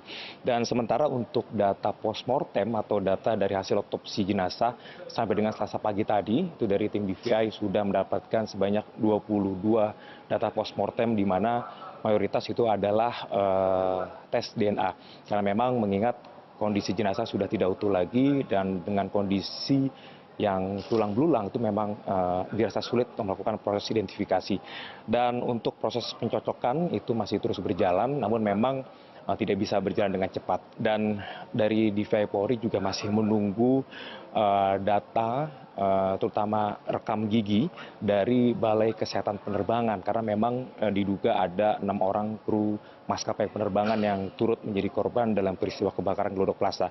Dan sampai dengan hari ini itu dari pihak tim DVI Polri, tadi keterangan dari Kombes Pol Heri Wijatmoko dari Balai Kesehatan Penerbangan itu belum memberikan rekam gigi kepada pihak tim DVI, dan kemungkinan masih terus menunggu. Dan memang untuk sejauh ini proses pendeskripsian identifikasi jenazah itu sejauh ini baru ada 2 jenazah yang bisa diidentifikasi, maksud saya dideskripsikan, dan 2 deskripsi tersebut adalah wanita dewasa muda, hanya sebatas itu, belum mencakup atau meliputi nama ataupun siapa untuk profiling identifikasi secara akurat dan juga secara tepat. Hanya disebutkan 2 wanita dewasa muda, dan tentunya ini masih menjadi tantangan dan juga PR tersendiri. Dan kita terus memantau proses identifikasi ini, dan semoga dalam waktu dekat atau tidak lama lagi proses identifikasi dari pihak tim DVI bisa merilis secara resmi nama-nama dari jenazah yang sudah ditemukan dan sudah dikirimkan ke tim DVI Rumah Sakit Polri. Elvira. Arif, singkat saja, apakah masih ada keluarga yang berada di sekitar Rumah Sakit Polri menanti menunggu informasi apapun itu dari tim DVI? Ya, Elvira, pantauan dari kami di sini sejak siang tadi, ini kebetulan kan kita berada di instalasi forensik, sementara untuk posko DVI itu berada di gedung seberangnya. Tapi dari pantauan kami dari siang hari tadi sampai dengan malam hari ini itu tidak ada atau belum ada lagi keluarga yang datang mencoba untuk memantau ataupun menanyakan, karena posisinya ini sudah 8 hari kejadian setelah peristiwa kebakaran. Jadi data antemortem juga sudah semuanya diserahkan, dan diduga kuat kemungkinan mereka tinggal menunggu kabar hasil kerja dari tim DVI Rumah Sakit Polri untuk menerima kepastian nama-nama, identifikasi, dan juga sisa jenazah yang nantinya akan bisa dimakamkan secara layak. Jadi hingga malam hari ini dari pantauan kami belum ada lagi pihak keluarga yang datang ke Rumah Sakit Polri. Elvira. Baik, Arif Kurniawan, terima kasih update Anda langsung dari Rumah Sakit Polri Kramat Jati. Baik, kita lanjutkan diskusi pada malam hari ini. Saya kembali ke Prof. Tadi pertanyaan saya sempat terputus. Datanya ternyata ada 300-an gedung di Jakarta yang tidak ideal. Ini angka yang cukup fantastis atau seperti apa? Ya, harusnya memang idealnya itu tidak boleh ada satupun gedung yang digunakan atau dihuni oleh manusia. Kemudian sistem proteksi kebakarannya tidak memenuhi. Nah, harusnya memang tidak ada satupun gedung.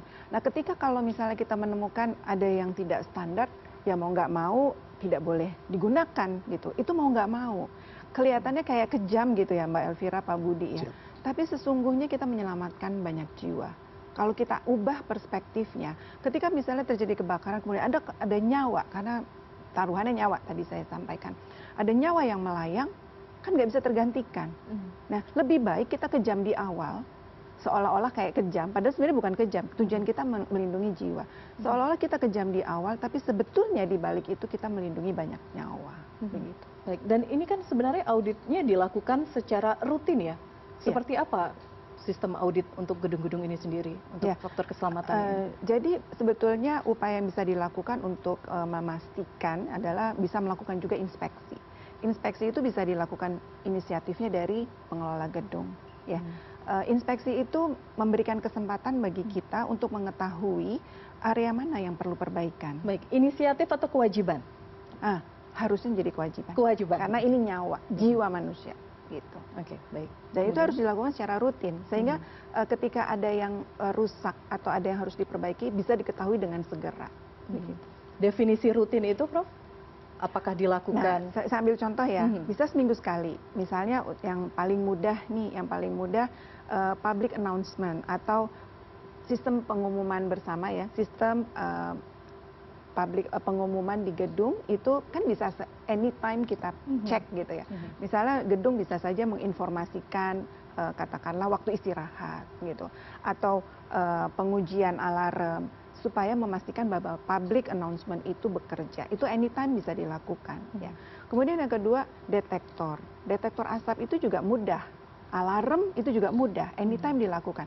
Banyak sekali gedung-gedung yang melakukan upaya seperti itu, inisiatif seperti itu. Seminggu sekali dilakukan. Kalau mau lebih sering lebih bagus, karena kita harus memastikan bahwa sistem itu bekerja anytime.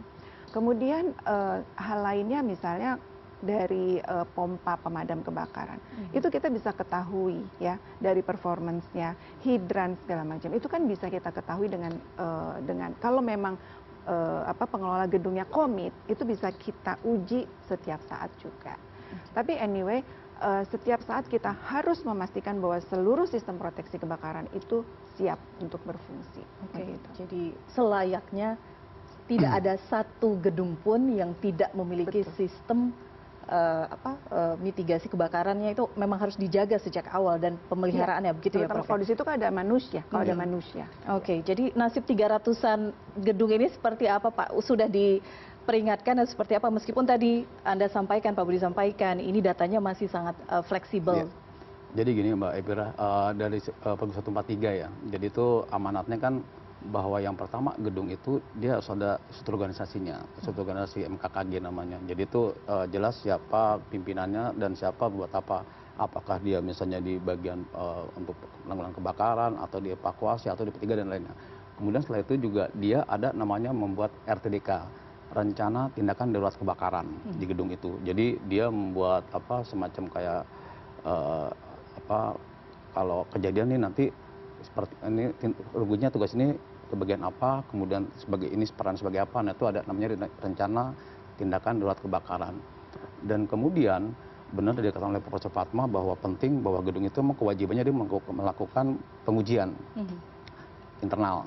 Di samping itu juga dari kami, kita juga datang berkunjung untuk memastikan bahwa semua sarana proteksi kebakaran yang terpasang ada dan berfungsi. Kadang-kadang kan juga ada tapi nggak berfungsi. Nah itu makanya kemudian ketika ada dan tidak berfungsi itu menjadi belum memenuhi syarat. Dan yang terakhir keempat, kewajiban bagi bangunan gedung minimal sekali dalam setahun dia harus melaksanakan fire drill. Fire drill itu artinya dia bikin simulasi jadi kebakaran dan kemudian nanti dia nanti bekerja tuh namanya yang tadi MKKG, bagaimana kemudian dengan aparnya, dengan hidrannya, kemudian regu evakuasinya bekerja. Dari kita memastikan bahwa memang seolah kalau jadi kebakaran sungguhnya gedung ini bisa melaksanakan gedung boleh habis kebakar tapi paling tidak orang harus selamat, itu penting buat seperti itu kan. Nah itu yang kita lakukan, kenapa kemudian tadi ada 300 itu, karena memang walaupun dia ada proteksi kebakarannya, tapi kalau memang belum memenuhi syarat harus kita bunyikan itu menjadi catatan buat dia agar dia segera melaksanakan pengelolaan dan perbaikan untuk proteksi kebakaran yang rusak tadi. Seperti itu. Dan kemudian juga yang terakhir, Profesor Fatman juga seperti kita ketahui, kita juga sebagai selaku pembina gedung tinggi ya, kita melaksanakan namanya Fire Safety Challenge ya Profesor Fatma ya. Jadi kita mengundang gedung-gedung itu untuk kemudian melaksanakan pertandingan lomba bagaimana cara penanggulangan kebakaran dan penyelamatan pada suatu kejadian. Nah itu cara kita juga merangkul bangunan gedung bahwa masalah kebakaran gedung ada suatu yang krusial, dan itu kita tanggung jawab moral kita sebagai orang yang bergerak di safety di gedung itu harus melaksanakan hal-hal yang menjadi tanggung jawab kita. Oke, baik. Tidak hanya di gedung, tapi permukiman padat penduduk itu juga menjadi pekerjaan rumah, khususnya Jakarta. Apa yang terjadi Kemayoran itu juga membuka mata kita semua. Ada yang harus dibenahi. Kami akan bahas usai jeda. Tetap bersama kami di Prime Plus.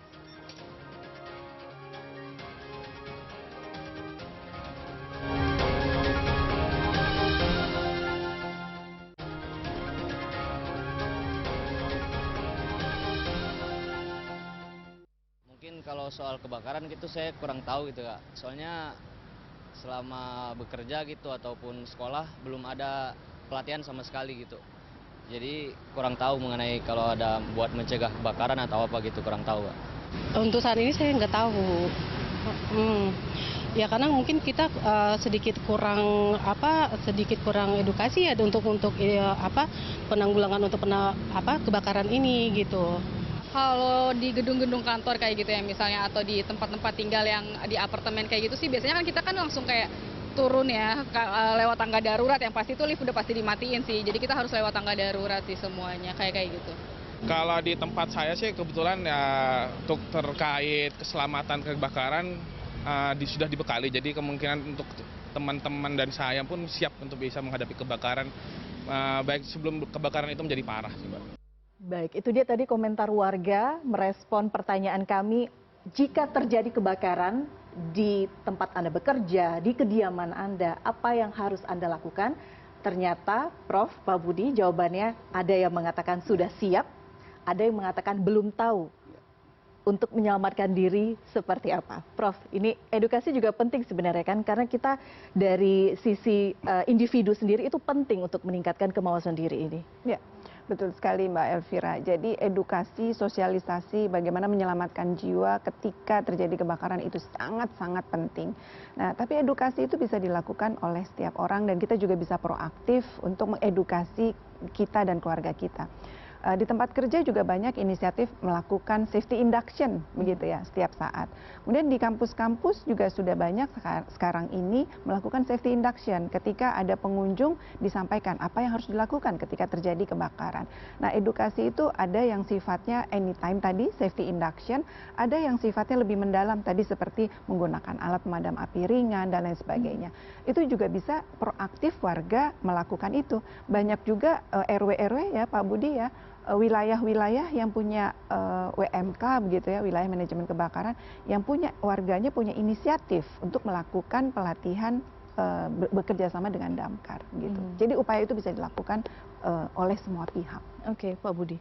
Ya baik, jadi kita beberapa tahun yang lalu kerjasama dengan DSUI ya, Polres Padma, kita membuat wilayah manajemen kebakaran. Jadi itu daerah rawan kebakaran pemetaannya kita buat di Jakarta, dan itu mempermudah bagi kami Dinas Gulkamat dalam melaksanakan pemetaan dan juga mencari strategi dan juga kegiatan yang itu daerah rawan itu bisa menjadi tidak rawan gitu, kira-kira seperti itu.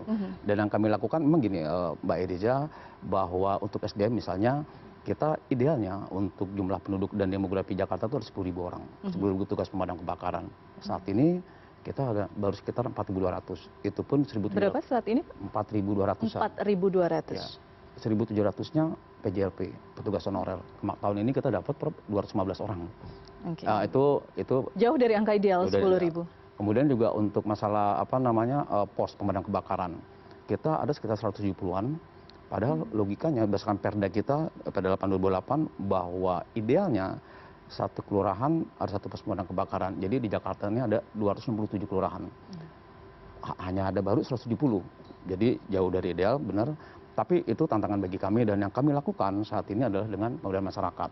Mau tidak mau, suka tidak suka, kita lakukan pemberdayaan masyarakat dengan cara membentuk red car ya, relawan pemadam kebakaran. Nah itu kita, karena gini, rencana berdasarkan Pergub 42 tahun 2023, satu RT ada 2 red car dan 2 APAR. 2 red car. Satu RT, 2 red car dan 2 APAR, satu RT. Kita logika kita, kebakaran tidak akan mungkin langsung habis satu rumah. Pasti dari kecil dulu.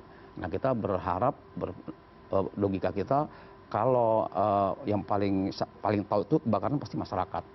Dan yang paling menderita masyarakat, makanya perlu penguatan pada masyarakat. Harapan kita kalau satu RT itu ada 2 APAR, kebakaran kan tadi nggak langsung gede tapi kecil, nanti bisa dipadamkan oleh warga itu.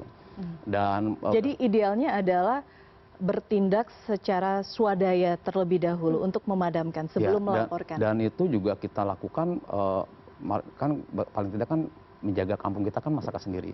Jadi masyarakat kita selain tadi diberikan apa, kita juga berikan pelatihan bagaimana cara penggunaannya, bagaimana cara pencegahannya. Dan prioritas itu kita lakukan di RW rawan kebakaran yang berdasarkan tadi kajian dengan UI. Saat ini identifikasinya daerah rawan kebakaran Jakarta di mana saja, Pak? Ada di kelurahan-kelurahan sih yang ada 62 RW. 62 RW. Sangat tinggi risiko kebakarannya. Baik, Kemayoran termasuk? Termasuk. Kemayoran, Mangga 2, Mangga Besar, Tambora itu termasuk. Tambora. Makanya penguatan kita di samping tadi red car, kemudian juga sarana-sarana kita berikan APAR, di tempat tertentu juga kita buatkan hidang mandiri. Jadi kadang-kadang kan di perkampungan itu yang padat dan kumuh itu agak susah.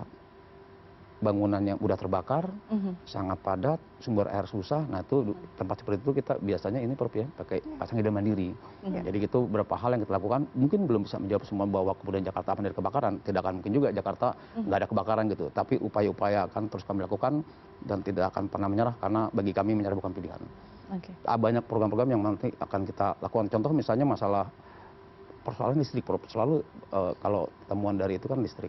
Nah kita sudah coba juga kerjasama dengan PLN, kita buat itu tahun kemarin itu kita buat yang 62 RW rawan kebakaran itu kita masukkan ke PLN, kita laksanakan operasi opal gitu. Jadi itu emang penting juga bagi kita, karena kan sering masyarakat itu penggunaan listrik yang tidak SNI, yang penting murah, mudah didapat dan bisa digunakan, itu juga menjadi concern. Pencurian listriknya itu sebenarnya hal sepele, tapi itu memang behavior ya, masalah sikap dan tingkah laku itu masih jadi persoalan buat warga Jakarta saat ini. Betul. Demikian, Mbak Elvira. Oke, baik. Menarik karena ini ada hal yang harus kita perhatikan jika berbicara mengenai gedung perkantoran, gedung bertingkat dengan kawasan permukiman padat penduduk, karena ada perilaku di sana, behavior juga yang harus diperhatikan. Selanjutnya saya akan bertanya mengenai apa yang kemudian bisa kita lakukan mencegah ini, memitigasi. Kita berbicara secara keseluruhan. Kita tidak ingin ada nyawa lagi yang jatuh akibat peristiwa kebakaran yang terjadi di Jakarta dan juga di kota-kota lainnya. Tetap bersama kami di Prime Plus.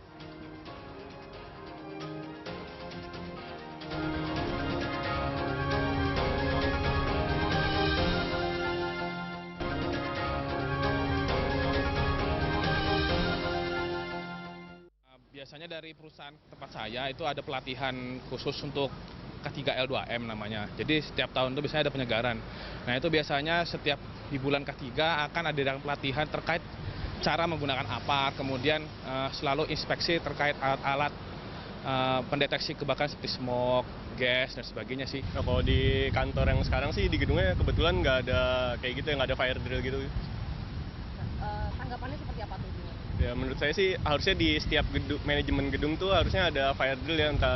Soalnya yang saya tahu kayak di kantor-kantor teman-teman yang lain tuh kayak mungkin setiap bulan atau beberapa bulan sekali tuh ada fire drill. Itu penting sih buat ngelatih ingatan kita juga kan, jadi nggak panik gitu pas kebakaran, kita udah tahu apa yang harus kita lakuin kayak gitu sih. Kalau penanggulangan kebakaran pernah baru bukan bulan sih, tahun kemarin kayak di November atau di Desember sih. Biasanya per berapa ya, 3 bulan apa 6 bulan sih kita ada. Bermanfaat nggak sih Mbak? Bermanfaat sih, kita penanggulannya juga langsung kayak udah ada mobil kebakarannya juga udah disediain, terus cara gituin airnya, siram airnya itu kita udah langsung benar-benar dikasih tunjuk kayak gimana sih caranya, kayak gitu sih. Karena kan sekarang udah marak banget ya Mbak ya untuk kebakaran di apalagi di Jakarta kan, apalagi di tempat pada penduduk. Saya berharapnya mungkin lebih banyak edukasi untuk gimana penanggulangan untuk kebakaran ini gitu, misalkan biar nggak banyak korban yang terjadi. Ya harapannya buat pemerintah lah gitu intinya, atau pihak-pihak lain untuk lebih memperhatikan gitu kepada warga-warganya, atau menyampaikan gitu gimana cara untuk mengatasi dari hal kebakaran gitu biar tidak berdampak pada semuanya.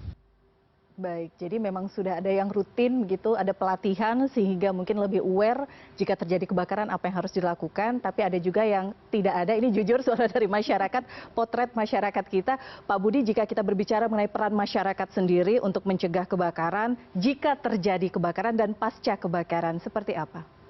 Ya baik, jadi pada saat terjadi kebakaran, kalau dari kami himbauannya agar masyarakat ketika pemadam kebakaran biarkan mereka bekerja.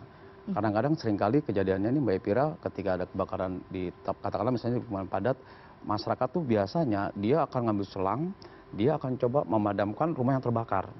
Mengambil selang dari anggota? Dari anggota. Jadi dia padamin sendiri rumah, apalagi mungkin pemilik rumah kali ya. Padahal bagi seorang pemadam profesional yang akan harusnya mereka lakukan, dia tidak rumah yang terbakar, tapi rumah kiri kanan yang tidak terbakar. Dalam rangka kita melokalisir supaya api tidak menyebar. Tapi itu kan psikologis, warga marah kadang-kadang kan kalau di masyarakat bawa senjata tajam segala macam bisa terjadi tuh kayak gitu. Nah itu penting kita sosialisasi seperti itu. Dan bahkan kadang-kadang pemilik rumah yang tidak terbakar marah juga tuh pemadam kebakaran. Ini gimana pemadam kebakaran rumah saya nggak terbakar? Itu karena kalau kita tekan selang itu dengan 5 bar misalnya, itu genteng terbang-terbangan, kaca pecah, rumah rusak. Nah, tapi itu kan penting kita lakukan dalam upaya untuk mencegah penjalaran api gitu. Dan kita lakukan sosialisasi, ini cara kami supaya tidak terjadi kebakaran semakin meluas. Karena kita sepakat pasti di sini bahwa kebakaran adalah bencana yang paling gampang bikin kemiskinan massal. Glodok Plaza misalnya mengajarkan kepada kita ketika terbakar habis, pekerjaannya kan logika saya pasti yang punya perusahaan itu akan mem-PHK karyawannya karena kan nggak ada ininya Bu ya, nggak ada bangkrut gitu kan. Dan ketika seorang kepala rumah tangga dia harus punya ada istri, ada anak-anaknya untuk menghidupi keluarganya dan kemudian dia tidak bekerja, itu yang saya bilang tadi paling gampang bikin kemiskinan massal. Belum lagi ketika kita cerita masalah pengungsian di Kemayoran dan sebagainya itu habis segalanya, ijazah segala macam itu kan juga ketika anaknya harus kerja ijazah nggak ada kan juga jadi persoalan.